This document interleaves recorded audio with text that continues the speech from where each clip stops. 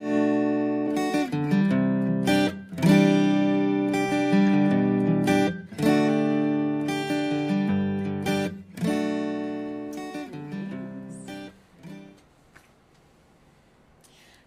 good morning, everybody. Welcome to another fabulous Wednesday here on Get It, Got It Good at WBGR Health and Wellness Channel. If you want to talk to us, definitely look us up online, Facebook. You can go to your Roku TVs, your Fire Sticks, or you can actually give us a call here. The number is 301-429-WBGR, which is 9247. We look forward to hearing from you.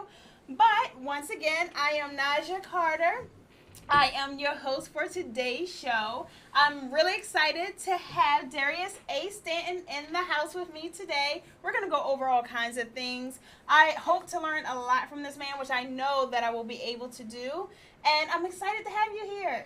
Well, I'm excited to be on Get It, Got It Good. Get it, got it good. I mean, we need to come up with a theme. You got a theme song already? No, why don't you give me one? Get it, got it good. Get it, got it good. Get it, get it, get it, got it good. Come on, get it, got it. You know, I'm going to get somebody to come up with a theme song for me. I don't know, between some of the guests that we have on the show and some of the artists that I know, I think we're going to work it out, right? That's right. You know, I want to be in the, we could do a We Are the World type Get It, got it good. Oh, that's you know cool. What I mean? Have all the artists, all the speakers, all the promoters, all the homeboys. We are to Get It, got it good. You know we gotta do it. Yeah, get it, got it good. Like, you even got my husband over there, Bob. Hey, that's my man, Monty Carter in the house. You know what I mean? Good brother from way back. That's right. Y'all know y'all older than me. All right, then. No wiser. That's what that means, is right? That what it is? I'll take it. I'm grateful because I got friends that aren't here. Exactly. And so, it's unfortunate, but every year, a new year is a blessing. That's right, and I take it like it comes. So I got a question for you. Yes, ma'am. What does it feel like to be on that side, being interviewed? I know you've had your things before. It feels so. I'm nervous, right? I mean, it feels a little different, it feels different. I'm used to being on this side too, but now that I've been on that side so much lately, it is a little different. But it's cool. I just love to be able to talk about good things, and that's why I'm so excited about your show. And congratulations on Thank you. Coming up with a show that promotes positivity. And so anytime I get a chance to be in front of people to talk about something good and positive, then it overcomes my struggle with, worrying about this or that, or, whatever the fear may be.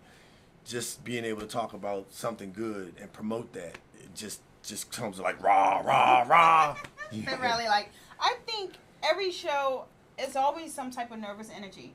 Like, regardless of what type of performance you're doing, right. Whether it's singing, dancing, acting, whatever it is, because even this, hi guys, right. Is a little bit different. This is not my arena, but you say you're used to being on this side. So how did you actually get to this side to begin with? How did it all start for you? So I'm gonna take it way back. So I'm gonna start from where it is right now. Okay. Basically, in my life, I'm telling people I'm really doing two things. One is stepping into my own, building bridges. Okay. And stepping into my own shoes. The building bridges part I'll talk to you about a little later. Okay. If we have a chance. But stepping into my own shoes, my father, I didn't realize it was my father at first, but my father used to, Leslie Stanton, shout out to him, used to broadcast the Annapolis High School basketball games. And on cable television, him and this dude named James Chase. And so I used to watch him do that. Okay, so that's number one. Okay. Then I was a big Howard Cosell fan, for anybody. And then the new guy would be, I guess, Dickie V, who's now even gone. But, I love sportscasters, okay? So that was my first kind of inkling around it. But that's why it's important to have frames of reference and models. And so really it's my dad. So fast forward, when I was about 19, I started doing my first show was on a cable show on the county cable. And then I got a job working with the mayor in Annapolis. And he had a TV show, and he gave it to me at 21. Cool. And every week I had a show. So I was doing a show at 21. That was my, introduction to television. After that, started working for Boys and Girls Club. So I created a TV show for young people to do called Club TV. Then a radio show, which was first a half hour recorded. Then they gave us a 1 hour live show. So I started, that's how I got in it, and just been doing it ever since. And one day, about 3 years ago, my father listened to me on Morgan State University, engineers from Morgan, shout out to MSU, my wife's alma mater, just celebrated their homecoming. And he said, Darius, I heard you on the radio. He said, I listen to the radio all the time. The radio's on at home right now, even if he's not there, right? And he said, you had the most information, you were the clearest, your voice was perfect for radio, you need your own show. And my father gave me a lot of advice over the years, but never any business advice. He said, you need the Darius A. Stanton show. So I started this show called The Solution Hour, because I wasn't really comfortable with calling the show in my own name. Yeah. And I did that on live blog talk for about a year, and took a year off, and then came back with the Peace in the Morning show. And now I'm stepping into my own shoes because of what I love to do, and I love to promote people. And now you're Mr. Peace and Love. And now I'm Mr. Peace and Love. So that's how that name came about? Actually, no. The name came about, so I had a very eclectic childhood, right? So I was partially homeschooled, went to Catholic school, went to mosque with Muslims, studied with 5%. So I had a real rich, diverse background, right? But I also spent time in D.C., right up the street, with some Rastas who had a warehouse for health foods. At night, it turned into a cultural center. So Ahmad Jamal, a lot of great reggae artists, Burning Spear, Third World, all of them came through this spot. Well, I went to Jamaica with them one summer. That had to be fun. I was like 12, 11. And my parents didn't go, and I was there with them up in the Blue Mountains for like 3 weeks, right? So they say peace and love. And so that's where peace and love came from. So I started saying peace and love. And so when I met Monty, I was saying peace and love then. And so then people would see me and say, oh, that's Mr. When I would walk in, they'd be like, oh, that's Mr. Peace and Love. Oh, that's Peace and Love. So that's where it came from. Yeah, I'm ready to drop the Mr. though. So you know how, I don't want to use him as an example, but you know how Puffy went from Puffy to Diddy to that. I'm ready to drop the Mr. and just be peace and love. I was watching your show the other day, and you didn't like to say certain names on there either. Right. Yeah, well, it's about, words have power. They do. And I like to promote people who promote our community, right? And I just have somewhat of a challenge, and I'm not perfect. Okay. None of us are. I'm not perfect. I make mistakes. I work to get better, but I do my best not to go out of my way to hurt people, right?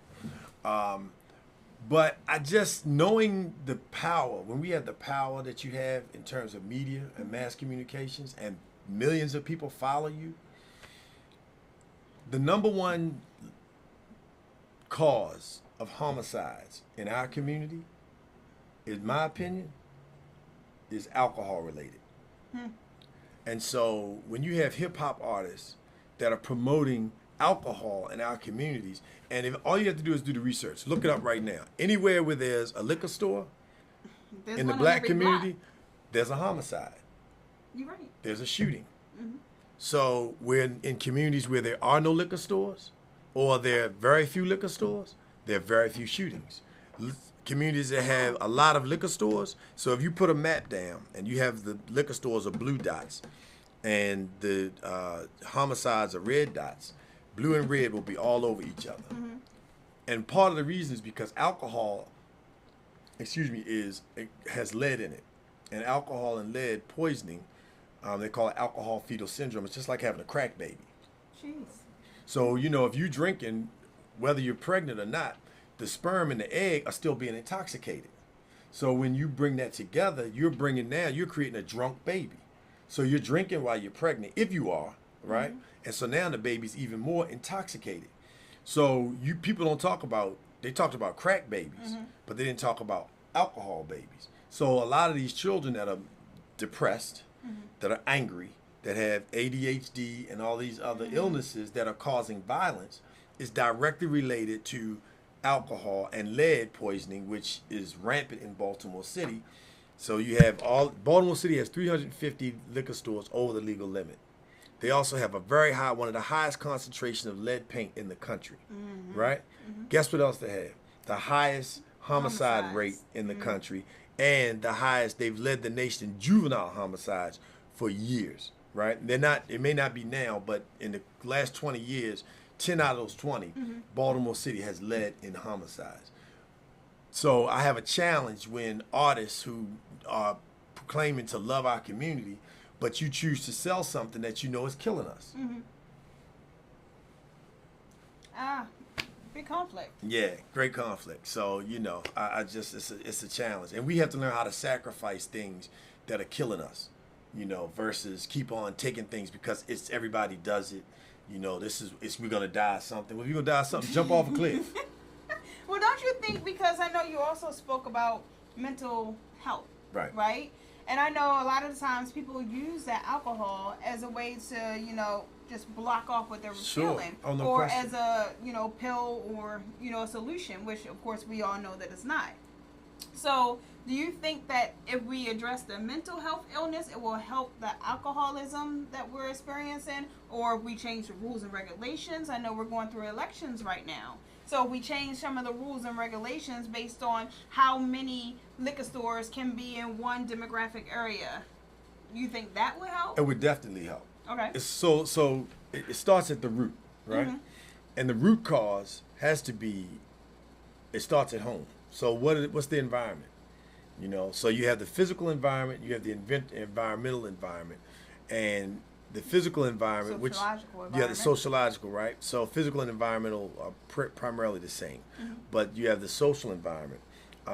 But the physical that I was really speaking of was the body, okay, versus the environment itself being, the structures and where you are, community and that type of thing. So yes, if you reduce the amount of liquor stores, then you reduce the amount of access. If you reduce the amount of access, then you reduce the amount of alcohol that's being poured into these systems. And they're already predisposed to becoming alcoholic, which all those things, symptoms you just mentioned, So we definitely have to address it from a policy perspective. The other side of it, though, is, as you said, how do you treat the mental health? Because now my wife says, children are not responsible for where they're born or whom they're born to. Yep. So you have to, in order to break the cycle, so it's one thing to address the mental health. We need to do that. But we also have to break that cycle. And one of the ways of breaking that cycle is by addressing the policy and reducing the amount and then the mental health. So now you're dealing with it on both ends. So you have now a way to stop it from continuously occurring because you're reducing the amount of liquor stores, which means that, and you're making people aware this is really killing you and it's impacting your child's behavior. So when your child cuts up in school or is out here shooting and killing, part of it is because they drunk, it's in their system. So do you think, I know there's a controversy of if you know better, you do better. Is that always the case? Well, first of all, you have to know better. Yep. So, there's a big issue right now, incarceration. I want to just throw this out there.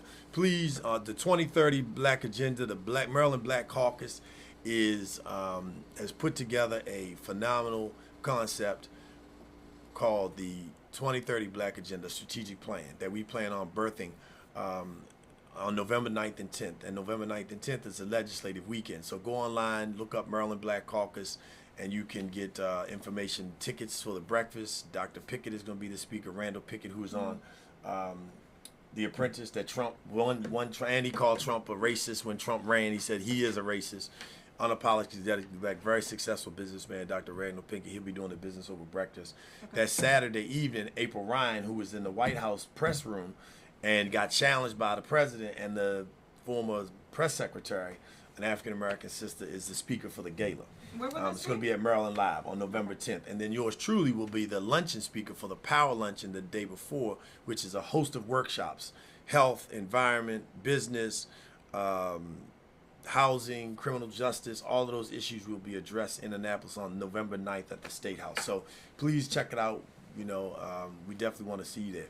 But back to your question, in order for people to kind of break from that, you know, rehabilitation, there's a number of research articles and studies that have been done that shows that when you rehabilitate people in jail with treatment programs and education programs, then you cut the recidivism by almost 75%. Okay. So recidivism meaning, for those who are not familiar with that word, returning back to jail. If you get locked up and then you repeat and go back to jail, that's the Repeat recidivism. offenders. Right, repeat offenders. So, but the other thing is, first of all, you can't rehabilitate people who've never been habilitated. So, yes, you do better if you know better. But first of all, you got to know better. You got to teach them You first. got to see better. That's why it's so important to promote and push people that are doing positive things, because children need other examples. You know, when you I was at a school the other day, and I was so glad to hear these children. You know, you normally ask children, what do you want to be when you grow up? Basketball player, football player, rapper, right? Yeah. But now, a lot of children are saying, I want to be an engineer, and they know what kind of engineer. I want to be a scientist, because we're now being exposed to more people that look like them that are in those fields, in those crafts. Absolutely. So definitely, if you do better, you know better, you do better. You should, you know. But all of us, you know, got things that we got to get better at. You know, the question is, how important is it to you? Well, you know, there's a line between business and policies, right? Politicians and political agendas and things like that. So, from a business perspective, how much responsibility do businesses have then to get back to the communities, go into the communities, to talk to the different legislative legs and you know, come up with different solutions for their communities? Well, first and foremost, communities, thank you for the question. You have to support people that support you. And if there's a business in your community that you're supporting, then that business should be supporting you and your community as well. And part of that support is being a good corporate citizen. And a good corporate citizen is going to provide you and give you things that are good for you. It's not good if you're selling something to someone that you know It's not going to be good for them. it's not good for them. Well, if we talk about the community, and we were talking about Baltimore City earlier, who are the owners of the stores in Baltimore City? Do they look like us? Do they look like somebody else? In most cases, I don't have the research to prove that, to speak to that with any certainty. But when you think about who owns the corner stores, they generally don't look like us. We used to own them, but we don't. You know, we don't own them anymore. Well, then there's another debate. If we don't own them, I know a lot of the times in our community, we come up with, why don't we support our own? You know what I mean? So if you own them, will they be patronized? Or do we tend to take our businesses elsewhere where other people will support? So there's a whole bunch of, we were talking about this last week on the show, there's a whole bunch of systems in place that are working, you know, against us in a lot of ways. So, you know, we have to stand up. We have to stand up. There's an enormous amount of self-doubt around African people, African Americans, people of African descent. And in large part because of what we see. You know, we're so excited. You know, nobody wanted OJ to be guilty of killing his wife. You know, people don't want you to see somebody do that, right? But we were so excited that he got off, because every time we watch television, you know when they're black because they say a black man and and they put his picture on the screen, right? When it's white, they don't put this picture on the screen until like 3 days later. Then you find out, oh, he was a white guy. So you know when they're black because you see it right away. They can't wait to show you the black person committed the crime. When it's somebody that's not black, you know, maybe Latino, yes, but other than that, they don't put them on. So what that's done, on the top of slavery and the psychology behind slavery and what that did to our self-image. So we don't like ourselves, so we don't support ourselves. But all we have to do, we have the innate, remember, we built the pyramids. Are the pyramids going anywhere? No. Do you hear anybody saying in 6 months or 6 years or 50 years the pyramids are going to start to crumble? No. We built them. We built them together. We built them as scientists, archaeologists, as architects. We built them with all of these different fields in mind. Engineering, we did that. It's still standing.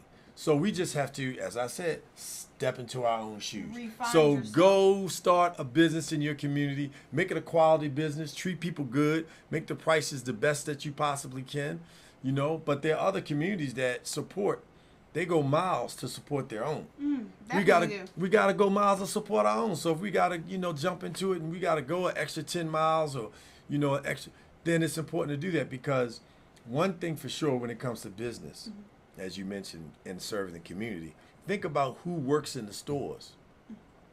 The people are hiring their children, right? Or other people that look like them. People hire people who look like them. That's what the research says. So black businesses, get out, get started, do your homework, do your research, be prepared, get a coach, somebody, and then go after a business that you see is successful, model your business after them. Absolutely. So we can support you. Absolutely. And just for you guys to know, because it's a good segue, this summer through Howard County Recs and Parks, I'm actually offering a leadership through dance program that will teach not only the art of dance, but also some of the business aspects behind it. How do you put on a good production? What is needed? How do you get the money to fund it? How do you break up the different teams? So just this whole business, a blueprint. So that way kids can learn how to do these different things. It'll be like a little baby business. It'll be a completely kid-ran production, and it will grow from there, because I see the need for young people to know, okay, I want to start this business. Yet you go and start a business and you don't know what you're doing. You don't have anybody to turn to. And so definitely look out for that. I will be giving out more information from that. But, that's awesome.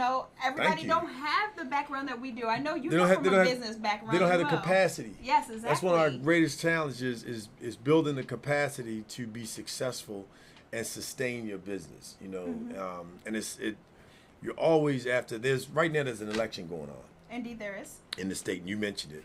And I want to bring this to people's attention. First of all, make sure you're registered to vote. Second of all, write down 25 names of people that you're going to make sure go to the polls and vote. Third, do the research on the current governor and the delegates and senators and congresspersons that are running. Do the research. Look at their voting records. See how they voted. See what bills they signed and supported. It's one thing about the rhetoric and what they talk about and who they seem to support and who they don't. But what did they do? And in Maryland right now, the next governor is going to appoint 3 to 4 appellate court judges, which are in Maryland's Supreme Court. That's just like President Trump placing Kavanaugh, who was accused of sexual assault. Just because you're accused doesn't mean you did it. But let me tell you what I saw. The man who was a father of the young lady who was one of the children who was killed in that Florida massacre, the student shooting, he went up to Judge Kavanaugh, in the hearing after being announced on the floor, so he knew who he was. Kavanaugh looked at him. The man put his hand out to speak to him. He looked at him, turned his head, and kept walking. Okay, let's say you didn't do that with sex, but you're a judge, about to be a Supreme Court judge. You mean you can't shake a man's hand? So do your homework.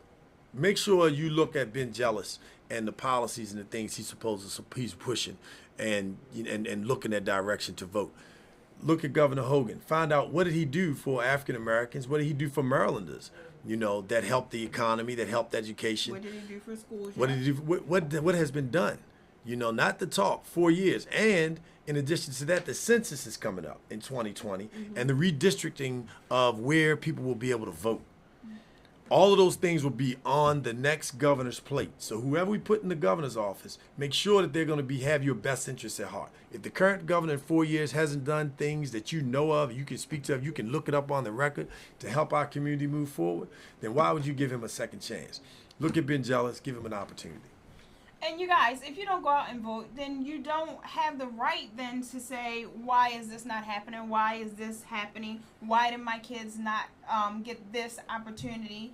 I know me and my husband was speaking the other night about the situation in Baltimore, how there was a situation where they did scholarships. And the kids were writing these scholarships to go to college, right? But when they look back at it, no one can find these scholarships. We believe that it probably was never submitted. And so we're waiting to see that report, because I'm very interested in finding out. We're trying to tell our kids to go after these opportunities, and then yet the system breaks down and then denies children. And I'm not just talking about African Americans. I'm talking about all children, because everybody deserves an opportunity. If you think about it, they are our future. And if our systems are not working to enhance what they can become, then we're all failing. And that's what voting does for us. It makes us have the ability to put our 2 cents in, to give us the opportunity to change some of these things for the better, or else you can't complain. And we have to hold ourselves accountable. Absolutely. Right? And so this is not about, black, white, Asian, Latino, or any other color. It's about accountability. Mm-hmm. And so you mentioned the system. In Baltimore City, black people run the school system, right? In Baltimore City, it's a black mayor, okay? Mm-hmm. In Prince George's County, it's a black county executive. It's now a black superintendent, right? Mm-hmm. Running the system, okay? Now, the system may still be under a framework of institutional racism, yes, mm-hmm. without question. However, we still have to hold people accountable when they're at seats. So you vote, and then you hold people accountable based on the vote that you gave and the decisions they make while they're in those roles, those jobs, those positions, and you got to show up. Mm-hmm. And part of showing up is being at the polls. So don't just talk about it and Facebook it and tweet it. Be about it. Walk it like you talk it. Walk it or walk it. Get it. Got it. Good, right? Absolutely, all day. There are so many things I can address with you on so many different levels. Of course, we don't have that type of time. Well, maybe, would you have me back? All day, every day. Oh, there you go. Absolutely. There you go. But with that being said, I still wanted to get into your business background. Okay. Because I know you're a business owner. I know you do different things. Some of the projects you're working on, where you would like to be in a year, 5 years, 10 years. Where do you see certain things going? Well, down the road. So when I talked about shifting gears and building bridges, mm-hmm. My goal is to become a full-time broadcaster and to develop a production company that does movies, sitcoms, because I want to create Cosby shows in different worlds and other things that really are fun, they cool, it's hot, but I don't want to promote these other shows that are out here and all they're talking about is killing, deception, and they're teaching their children how to do it. Yeah, it's reality if that's what you make it. So I want to make reality what we also see, which is families loving, having a good time. Sure, we're going to struggle. Sure, it's going to be tough times. Sure, people are going to lose their job. It's going to be real life. Mm-hmm. But we want to but at the end of the day, there's a rainbow, right? And we need a model. We need things. So that's we want to be able to do. So we want to take the Peace in the Morning show internationally. Right now, we're moving to Bowie TV. We're actually talking about coming to WBGR. It's in the mix right now, but we're going to be broadcasting. We're also going to be starting a show called Good Morning Bowie. Okay. And that's going to be about promoting. Bowie is in Prince George's County. And it comprises of the community of Woodmore, Mitchellville, part of Mitchellville now, but it's one of the wealthiest African-American communities in the country. And so there's a lot of, intellectual capital, mm-hmm. people who are doing awesome things that are running Leslie, just so many talented people that live there, mm-hmm. right? So we want to be able to maximize that. The other thing is, from a business perspective, we want to be able to take what we're doing now with the Stanton Group, which is strategic marketing, strategic human capital. We help people place jobs in the IT space and project space.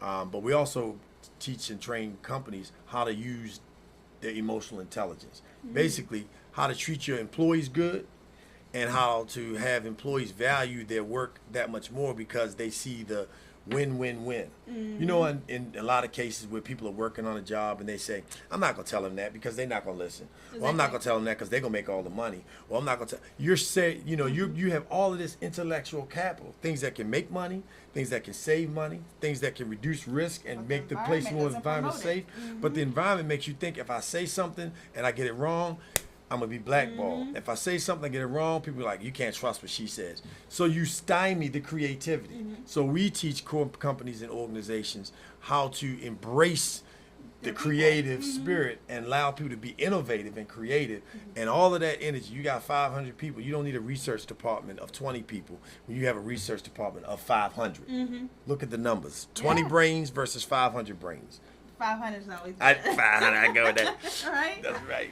So definitely, there's a wealth of information, right, that you have, communities have, and everything else. But unfortunately, you guys, we are out of time. It's time to doom to go. Boo doo doo doo doo. That was from 3 Men and a Baby. That's where I know her from. Oh, see, okay, see, I all I can do is quote parts of the song. I don't know the name of the song. I don't know the movie it was in. Good night, I don't know. sweetheart. Yeah, it's time to go. See, Okay. but you're a dancer, so you know theater. I know all kinds So of you know, music. I see, Yeah. I see. Okay. Only Oh, one man, I Carter, don't man, get you got down yourself a with. star queen, you know what I mean? Y'all shine Heavy on each metal. other. Heavy Yes, metal? man. Yeah, some of it. Oh my goodness. Are you a heavy metal fan? No. Oh, okay, that's the only That's music that you about don't like. the only. All right. Okay, Yeah, okay, anything right else, on. I can like maybe one or two.